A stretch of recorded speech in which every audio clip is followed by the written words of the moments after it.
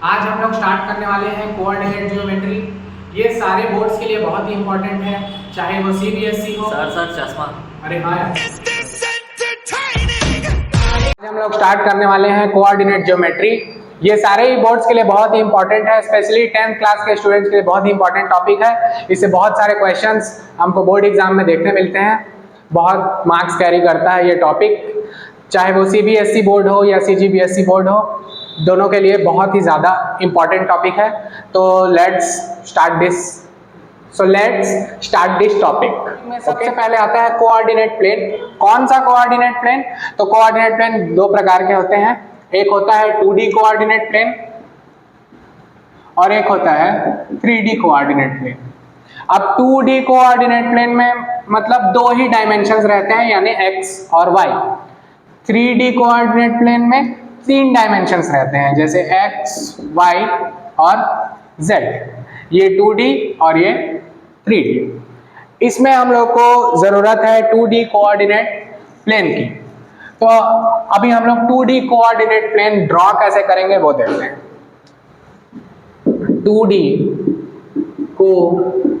Coordinate plane,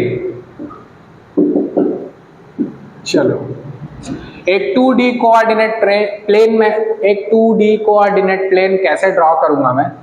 सबसे पहले मैं एक वर्टिकल लाइन खींचूंगा,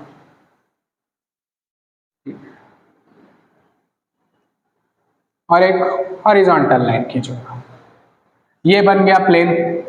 ये जो बीच में जो पॉइंट रहता है इसको हम लोग बोलते हैं ओरिजिन। यहीं से सारी लाइनें चालू हुई हैं।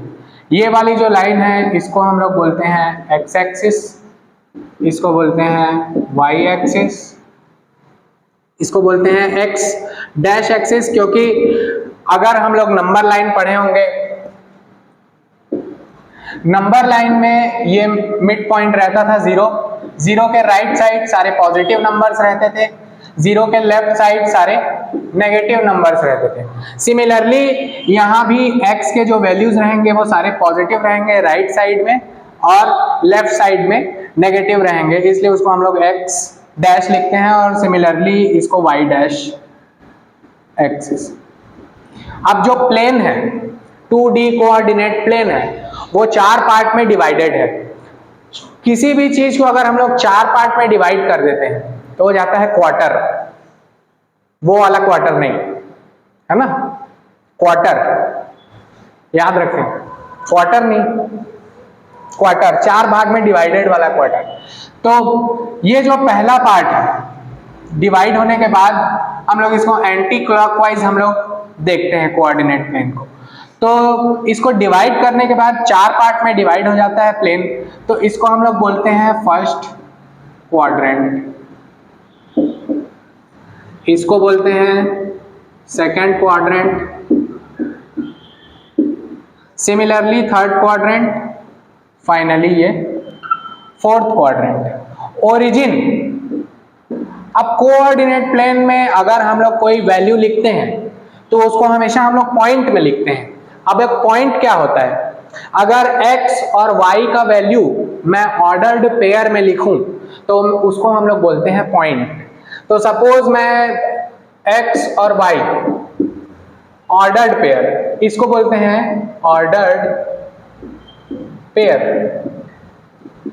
अब x और y का वैल्यू मैं ऑर्डर्ड पेयर में लिख दिया हूं, अब इसको हम लोग बोल सकते हैं पॉइंट, तो मैं इसको रिप्रेजेंट कर सकता हूं p से। अब मैं इसको कहीं पर भी प्लॉट कर सकता हूं। सिमिलरली ओरिजिन का कोऑर्डिनेट्स क्या होता है? इसको हम लोग बोलते हैं कोऑर्डिनेट्स। जब ऑर्डर्ड पेयर में हम लोग लिखते हैं तो x और y के वैल्यूज को हम लोग बोलते हैं कोऑर्डिनेट्स। अब x को हम लोग बोलते हैं अबसीसा, y को बोलते हैं ऑर्डिनेट। कोऑर्डिनेट प्लेन में पॉइंट में x को बोलते हैं एब्सिसा, y को बोलते हैं ऑर्डिनेट। ठीक है। अब ओरिजिन के पॉइंट्स क्या होते हैं? ओरिजिन के पॉइंट्स होते हैं 0, 0, क्योंकि यहीं से सब स्टार्ट हुआ है। ओरिजिन मतलब 0 से स्टार्ट हुआ है। अब x भी 0 से ही स्टार्ट होगा, y भी 0 से ही स्टार्ट होगा। अरे यार इससे जज मत करना यार तुम लोग मेरे को, है ना। लट से जस्ट तो नहीं कर रहे हो ना, ये रखनी पड़ती है हमको, नियम है, नियम नहीं तोड़ सकते हम, समझ रहे? अगर कोई पॉइंट फर्स्ट क्वाड्रेंट में, तो वो कैसा रहेगा? अब मैं क्या बताया था कि जीरो के right side positive, up side positive, left side negative और डाउन साइड नेगेटिव। तो अगर कोई पॉइंट फर्स्ट क्वाड्रेंट में है तो वो कैसा रहेगा? अब मैं यहाँ देखूंगा कि जो x की वैल्यूज भी है वो क्या है, पॉजिटिव है, तो x क्या रहेगा, पॉजिटिव रहेगा। y की वैल्यूज भी क्या है, पॉजिटिव है, तो y भी पॉजिटिव रहेगा। सेम पॉइंट मैं सेकंड क्वाड्रेंट में कैसे लिखूंगा? अब मैं यहाँ देखूंगा कि x की वैल्यूज क्या है, नेगेटिव है, तो यहाँ x का वैल्यू क्या आ जाएगा, नेगेटिव। y का वैल्यू क्या है, पॉजिटिव है, तो ये क्या रहेगा, पॉजिटिव। सेम पॉइंट मैं थर्ड क्वाड्रेंट में लिखूंगा तो क्या होगा? अब यहाँ x का वैल्यू भी नेगेटिव है और y का वैल्यू भी नेगेटिव है। सिमिलरली फोर्थ क्वाड्रेंट में आने के बाद x का वैल्यू पॉजिटिव है, y का वैल्यू नेगेटिव है। तो अगर पॉइंट्स क्वाड्रेंट में डिफरेंटली लिखे जाएं सेपरेटली, तो वो ऐसे हम लोग रिप्रेजेंट कर सकते हैं, ऐसे लिख सकते हैं, ठीक। अब इसके बाद हमारे पास सबसे बड़ा टॉपिक आता है distance of a point from origin. तो मतलब अगर कोई पॉइंट है, पहले थ्योरम हम लोग पढ़ेंगे, distance of a point x, y at first quadrant from the origin, origin मतलब 0, 0 पॉइंट के हिसाब से, is represented by OP is equals to under root of x square plus y square. अब ये तो हम लोग को पता चल गया कि distance of a point x, y from origin is under root of x square plus y square. लेकिन वो होता कैसे है, वो कोऑर्डिनेट प्लेन से हम लोग अभी फाइंड करेंगे, उसका प्रूफ निकालेंगे। तो सबसे पहले हम लोग यहाँ कोऑर्डिनेट प्लेन ड्रॉ कर लेते हैं।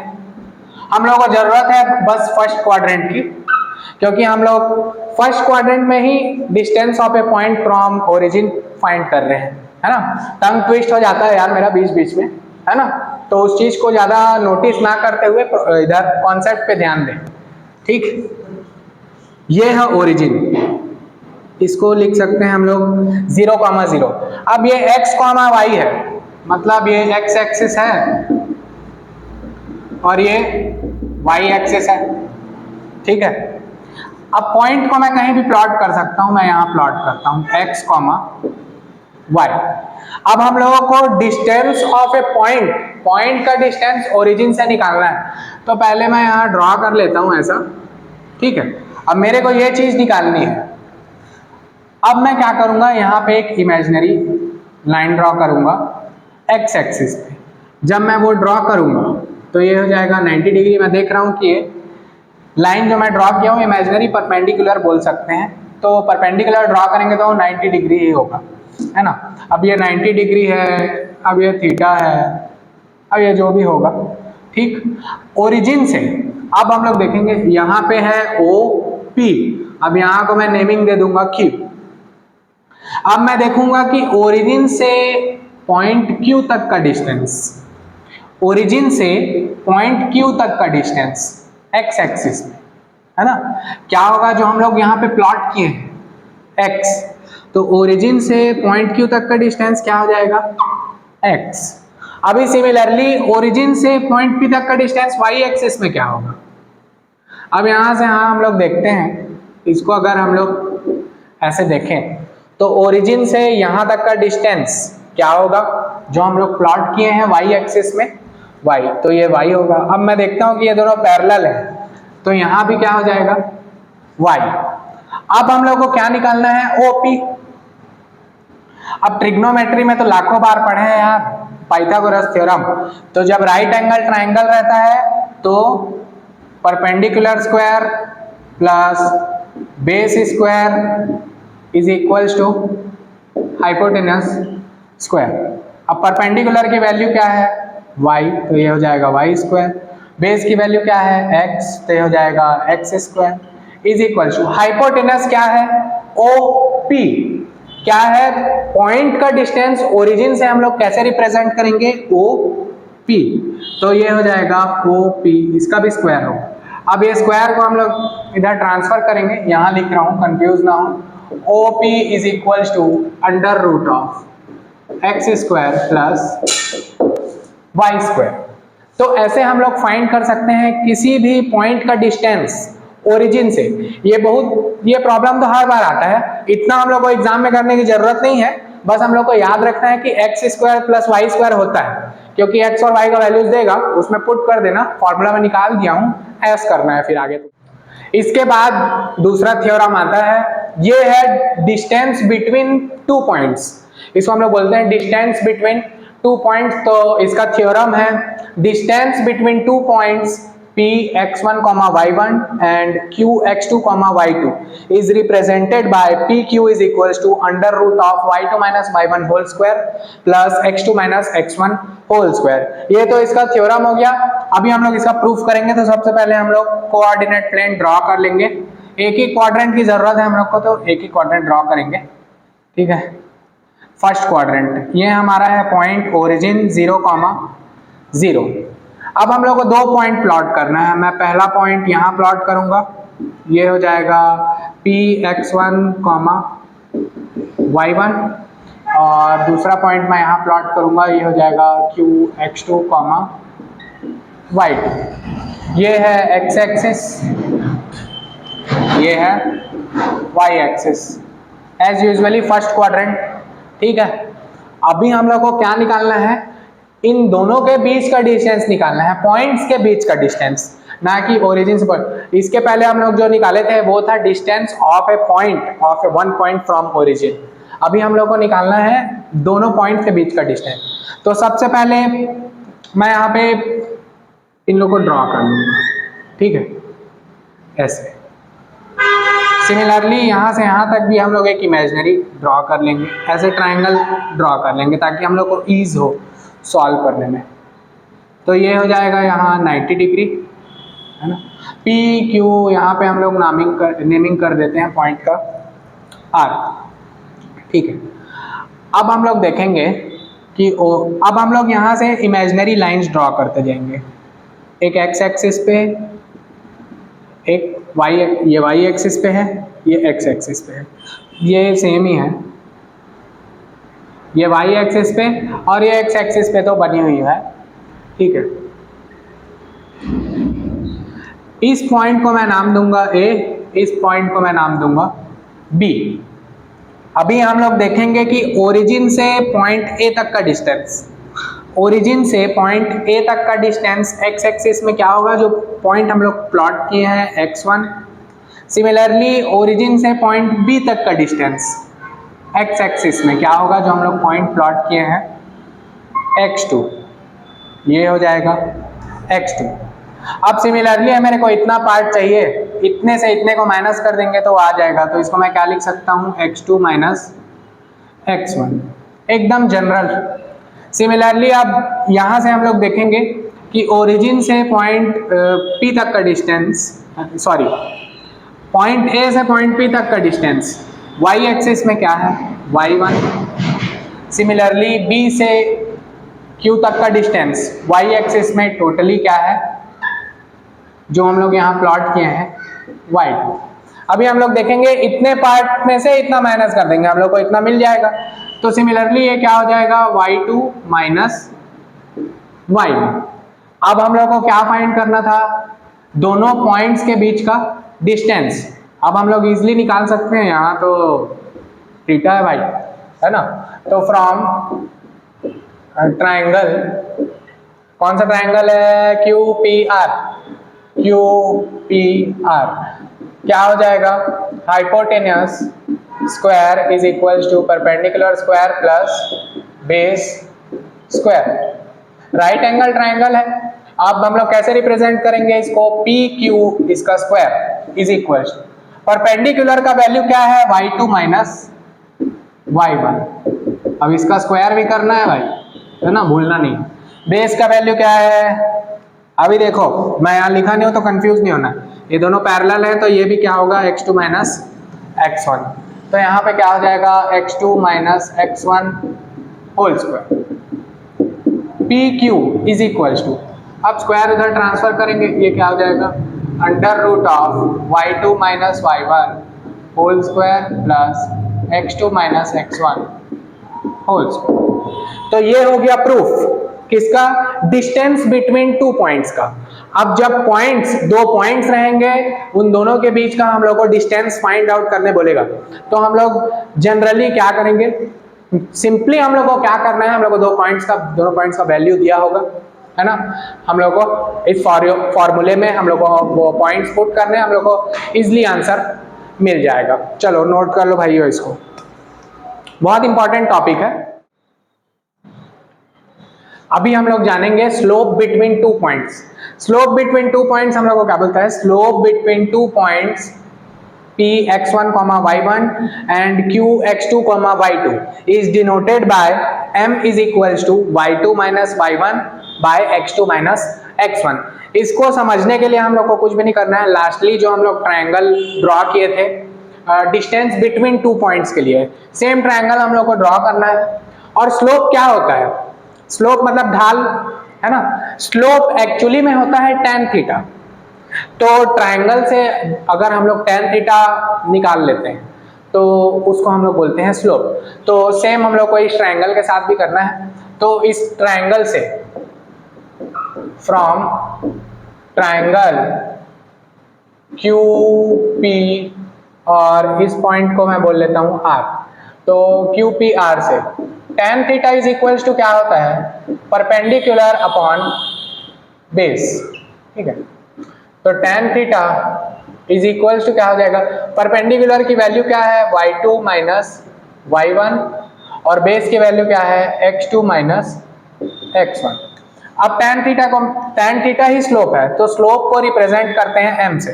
तो मैं इसको और क्या लिख सकता हूं, m is equals to y2 minus y1 by x2 minus x1 is equals to tan theta. ये है स्लोप बिटवीन टू पॉइंट्स। अब ये स्लोप बिटवीन टू पॉइंट्स की जगह यहाँ पे slope of a point from origin भी आ जाएगा। वो भी टू पॉइंट्स में हम लोग ऐड कर सकते हैं, क्योंकि ओरिजिन भी एक पॉइंट ही है, भले वहां से सब स्टार्ट होता है वो पॉइंट ही है ना, क्योंकि कोऑर्डिनेट प्लेन में है। चलो note it down. Equation of line, 10th class में जो इक्वेशन ऑफ लाइन रहता है कोऑर्डिनेट ज्योमेट्री में, वो है slope intercept form of line. उसमें हम लोग को स्ट्रेट लाइन करके शो किया जाता है। CGBSE लाइन होता है y is equals to mx plus c। अब इसमें x और y तो कोऑर्डिनेट्स हो गए, है ना। x क्या होता है, अब सीसा, y क्या होता है, ऑर्डिनेट, और m क्या होता है, स्लोप। C को हम लोग बोलते हैं इंटरसेप्ट। इंटरसेप्ट मतलब अभी समझा रहा हूं, इंटरसेप्ट मतलब मैं सब लोग को समझाता हूं, ठीक है। ये देखिए, अब सपोज यार, है ना, अब ये y में कोई पॉइंट है 0, b, है ना, और ये है ओरिजिन 0, 0। ओरिजिन से इस पॉइंट तक का डिस्टेंस, ओरिजिन से इस पॉइंट तक का डिस्टेंस y एक्सिस में होता है y इंटरसेप्ट, और ये हमारा है y इंटरसेप्ट। तो इसको हम लोग बोलते हैं स्लोप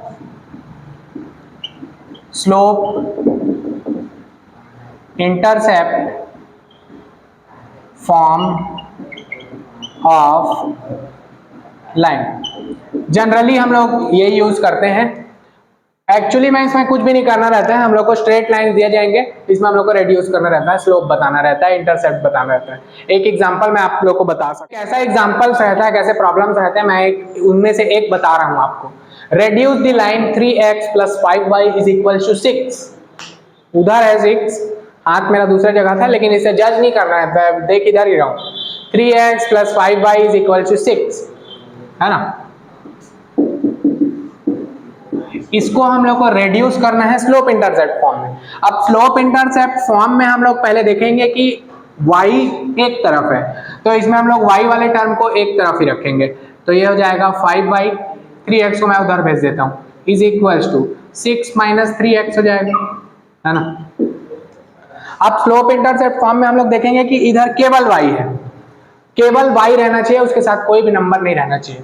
तो यहाँ पे मैं देखूंगा कि यहाँ पे 5 है, तो इधर 5 से डिवाइड कर देता हूँ, तो इधर भी 5 से डिवाइड करना पड़ेगा मेरे को, क्योंकि दोनों साइड करेंगे ना, एक साइड तो कर नहीं सकते। तो 5 और 5 कैंसल हो जाएगा, y इज इक्वल टू हो जाएगा, इसको मैं इस तरफ लिख लेता हूँ, x वाला टर्म -3/5 x प्लस 6/5। अब ये रेड्यूस हो गया है स्लोप इंटरसेप्ट, अब ये रेड्यूस हो गया है स्लोप इंटरसेप्ट फॉर्म में। देखें y is equal to m x plus c, y is equal to m x plus c. यहाँ पे स्लोप की वैल्यू क्या आ गई, -3/5, और इंटरसेप्ट की वैल्यू क्या आ गई, 6/5। तो ये होता है स्लोप इंटरसेप्ट फॉर्म में रेड्यूस करना किसी भी नॉर्मल स्ट्रेट लाइन को। तो ये था हमारा आज का कोऑर्डिनेट ज्योमेट्री का टॉपिक, जो कि बहुत इंपॉर्टेंट है 10th क्लास के लिए।